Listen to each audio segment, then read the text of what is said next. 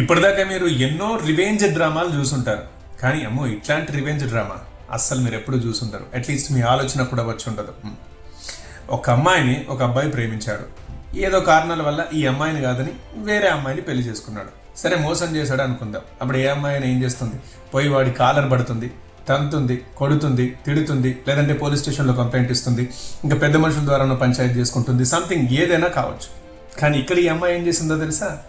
నన్ను కాకుండా నువ్వు వేరే అమ్మాయిని పెళ్లి చేసుకుంటావా అని చెప్పి బాంబు బెదిరింపు మెయిల్స్ పెట్టింది. మనం బాయ్ ఫ్రెండ్ కాదు, స్కూళ్లకు, కాలేజీలకు, స్టేడియాలకు, ఇంకా పెద్ద పెద్ద వ్యాపార సంస్థలకు, ఇంక ఎక్కడెక్కడికో. అది కూడా ఏ ఒక్క జిల్లాలోనో ఒక రాష్ట్రంలోనో కాదు, ఏకంగా 12 స్టేట్స్, 12 రాష్ట్రాల్లో ఉండే చాలా స్కూళ్లకు, చాలా కాలేజీలకు, ఇంకా వేటికో పాపం బెదిరింపు మెయిల్స్ పెట్టింది. అంటే మీ స్కూల్లో బాంబు ఉంది, మీ కాలేజీలో బాంబు ఉంది, మీ ఆఫీసులో బాంబు ఉంది అని. పాపం పిల్లలు, పెద్దలు, కాలేజ్ వాళ్ళు అసలు ఎక్కడోళ్ళు అక్కడ ఆ మెయిల్స్ చూసి అందరు భయపడడం, బయటకు పరిగెత్తడం రకరకాలైనాయి. సరే, ఇంతకీ ఇతడు మోసం చేస్తే వాళ్ళకి ఎందుకు మెయిల్స్ పెట్టాడు? ఇందులో ఈమెకు వచ్చింది ఏంది? ఇది ఎట్లా ప్రతీకారం అవుతుంది అని కదా మీ డౌట్.